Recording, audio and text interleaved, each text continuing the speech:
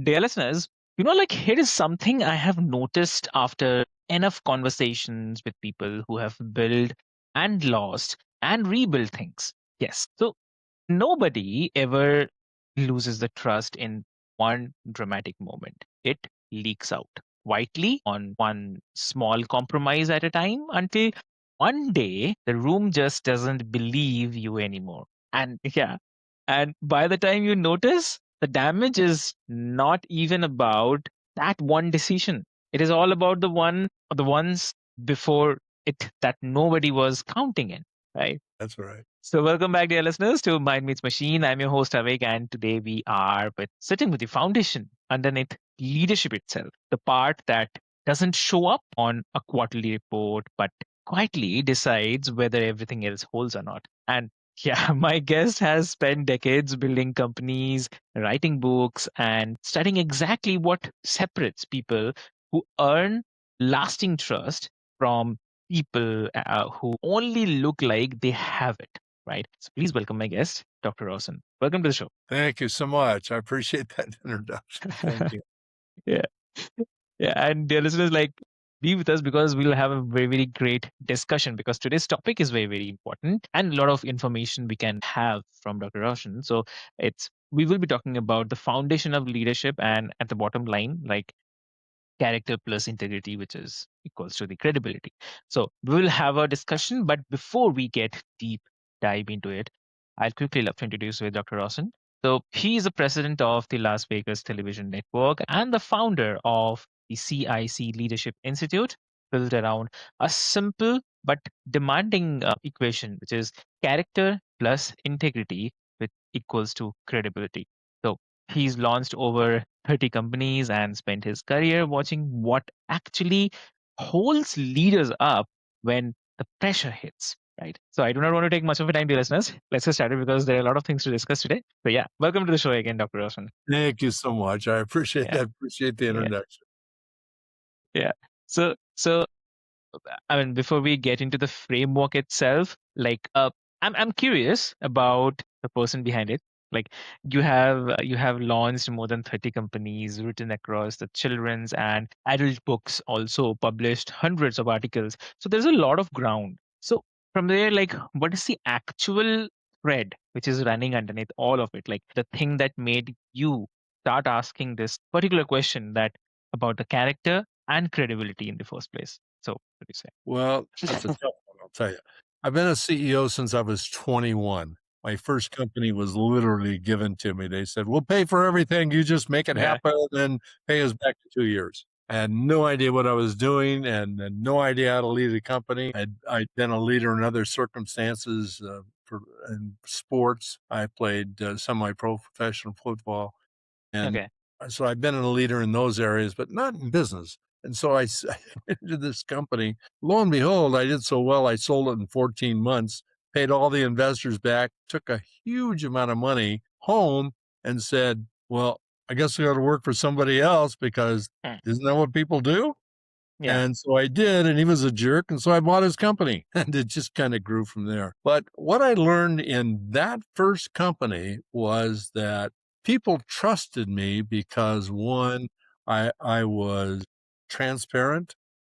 Okay. I respected everybody. I didn't care what their rank was. I didn't care what their job title was. I didn't care who they were. I didn't care where they came from. It didn't matter to me Right. at Right. all. I respect everybody.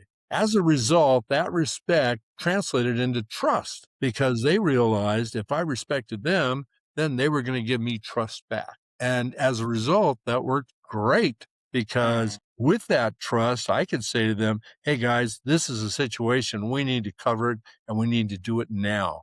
Do you guys Mm. are with me? Can we get this done by Friday? Okay. They'd take off and go do it. No questions asked.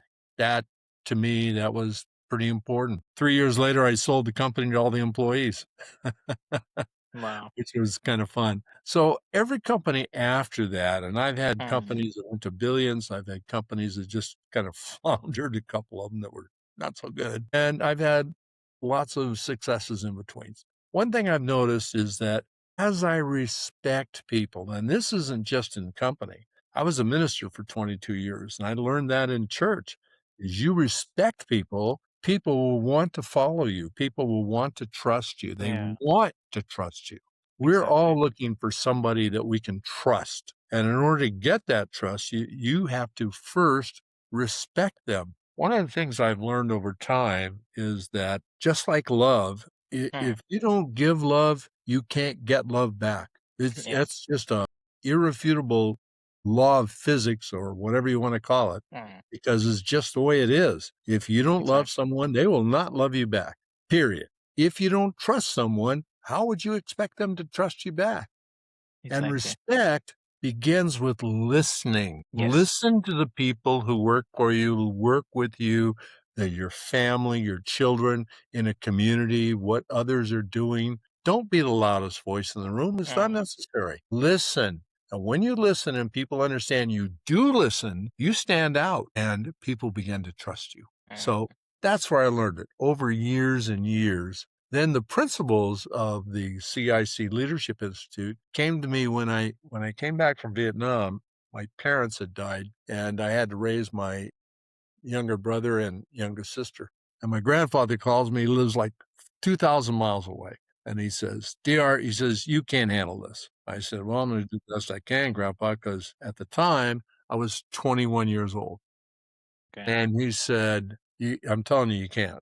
But he says, I'm going to help you. I said, Grandpa, you live 2,000 miles away. Come on. And he says, no, here's what we're going to do. He says, I'm going to give you the principles and values that you need to understand the problem and make a decision, but I'll never make it for you. So for 25 years before he passed at age 87, he did that. If I had a problem in church, if I had a problem in business, if I had a problem with my family, if I just was suffering from whatever, I could call him and he'd say, okay, this is the principle you need to use. And occasionally he'd say, you remember that principle that I taught you about? Yeah, okay, I'm good. Exactly. Exactly. Yeah. So recently, I was thinking about all this knowledge that I've been able to accrue over time. And I said, why don't I put it down so that others, you, younger people, can access that in a way that's meaningful? Then as I got to looking at leadership, I did research. I've got over 10,000 pages of research. And with that research, I looked at it and I realized all the books that have ever been written on leadership. And can we agree there's a lot of books on leadership?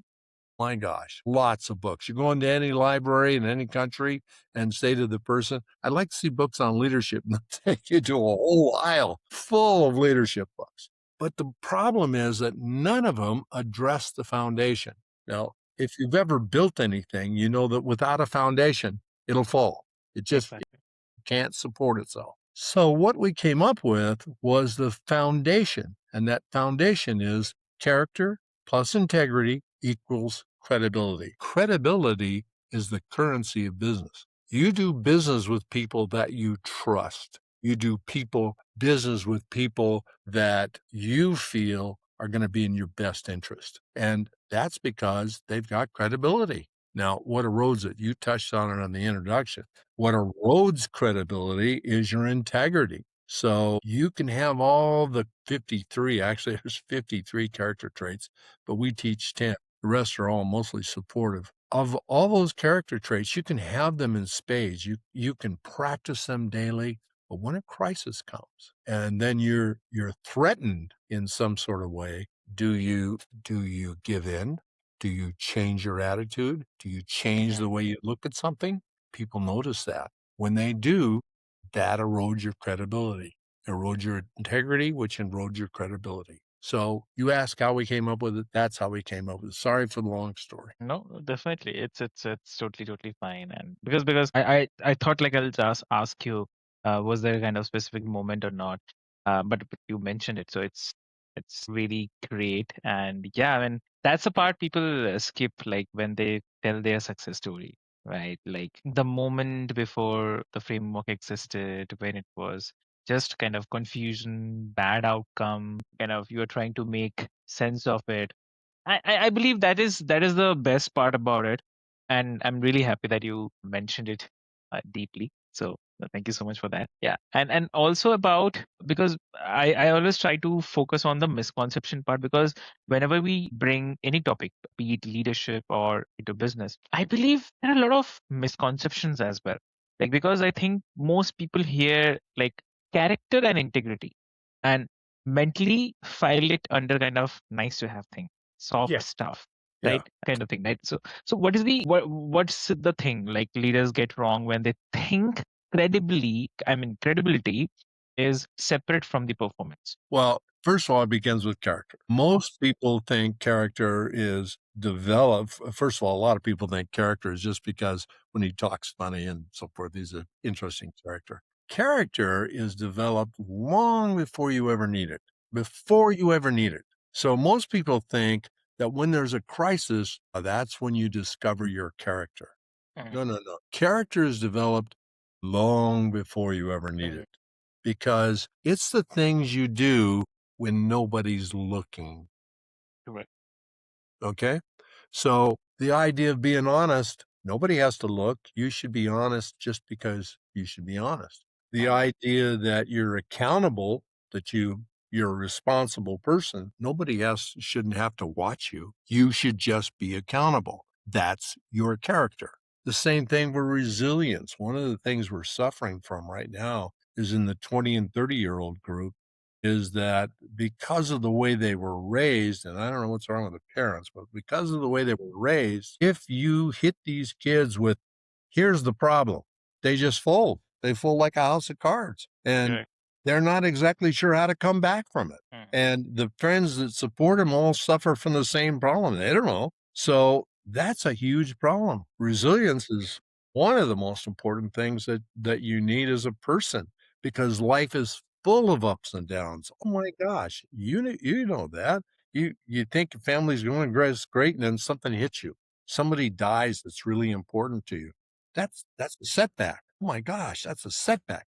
Well, how do you recover from that? Do you grieve? Do you do whatever you do? But the point is, it's resilience. And a lot of people just haven't figured that out. Well, that's all part of character. Forgiveness is part of character. The understanding of others is part of character. So you develop that, as you said earlier on in the introduction, one little decision at a time. You decide to do this, you decide to do that, you decide to do this. It's not, oh my gosh, there's a crisis, and so I make a decision, so therefore that defines my character. Not at all. Your character is created long before somebody would actually notice that you have character. Wow, that's interesting. So here's like I want to just push a bit, like, because plenty of people who cut kind of corners will win at, I mean, at least for a while, but Yeah. some pretty Mhm. leaders, I mean, I do not want to use a word, but kind of, I'm so sorry, like pretty ruthless leaders have built enormous success. But so how do you kind of square that with the idea that character is actually the foundation of Very easily. Some people lead by it? title. Correct. I'm the dad. You do it my way. This is my home. You do it my way. And then you've got business leaders who say, look, did you not understand? I'm the president of the company. You do what I tell you to do. I'm not looking Yeah. for advice from you. Who are you? And so it goes. And when you start leading by title, you got a real problem. As soon as you have to say to somebody, hey, this is the way it gets done, you've lost. You've absolutely lost. And that person is an ideal candidate to say, I think I'm going to move on. So these people who are ruthless, yeah, they have a lot of money. They've been successful. They can hire people in a mill, just keep hiring people and doing all that. And they're not even thinking that if they were smart, that retention would increase their bottom line and their employees would be more engaged. And that would increase their bottom line. They don't see it as a bottom line issue.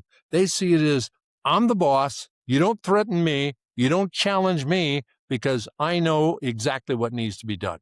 That's a huge problem. And there are a lot of ruthless leaders out there like that. And there are a lot of companies that have been built to last, to use a comment from an old book. But the problem is that if you look inside the company at the culture sucks.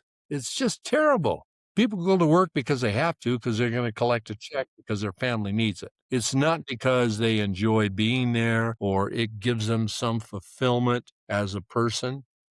None of that. So that's why ruthless leaders can succeed. Anybody can succeed in business. You don't have to be full of character or Mm, anything else. You can concede, you can succeed, but at what price? exactly. When I've And taught leadership to people, I've pointed this out. At what price are you succeeding? exactly. And like I totally agree with you on this part where you mentioned about some leaders go by the title. But I mean, if it's a own business, then fine, I can understand that comes from that ground zero, and from there he or she grew up. So maybe they knew some of the areas about it. But my one question, I mean, it is just, I mean, is a kind of out of context, but somehow I feel it is related. Like when we think from the title perspective, if I'm the CEO, if I'm the vice president and all, and from that perspective, I'm saying, okay, this needs to be done and all. So who am I? Who am I? Like, I mean, am I the vice president only, or I am the CEO only, or I am the chairman only? Who am I? Who the person I am when I am connecting with another person? So anything you want to touch upon or highlight anything on this? Absolutely. Absolutely. Thank you for that. No, first off, first and foremost, you are you. You're an individual. Avik, you have done lots of things. You've done all these kinds of things, and suddenly somebody says, "Doop, you're vice president." Well, does that change you? Does it have to change you? It just means that you've been given some certain responsibility. Now, how you deliver on that responsibility, now that's where Avik's training comes in. All these years, the way you treat people, how you act with people. Have you ever seen people that you say, well, he's not like this normally. When he's at home, he's not Mm, like this at all. Are you kidding me? If you're a right person, you're the same at work as you are at home, as you are in church, as you are in the community. Doesn't matter. You are you, and you have your values. And those values should be deployed wherever you are because that's you. exactly. That's lovely. Yeah, I mean, that is something which I thought, okay, I'll just bring this up. But yeah. So, and also, like you talked about the integrity showing up most clearly under the pressure, fear, Right.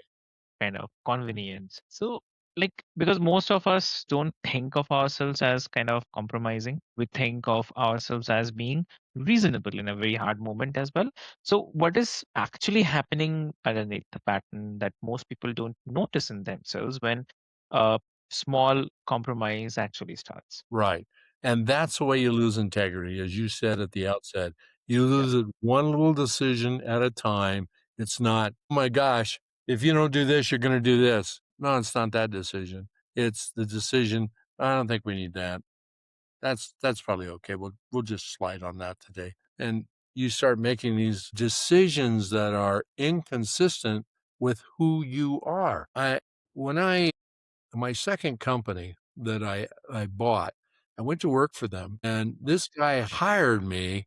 Now, mind you, I'm 23 years old. He hires me as national sales manager because he had seen the success I had with my first Okay. company. Okay. So he hires me and he treats people awfully. He doesn't know their names. He doesn't know the product. I mean, it's just terrible. And tells customers, I don't have time. Talk to somebody else. Are you kidding me? So I said to him one day, I said, Jim, sell the company. He said, why would I do that? I said, because you don't like the employees. You don't know their names. You don't know the product. All you want to do is get whatever the bottom line is and take it home to Palm Springs and live like a king. That's what you want to do. What's wrong with that? I said, all these people are affected because of your attitude. You really don't have any integrity, Jim. He said, what? I said, no, trust me. When it comes to real people, you have no integrity at all.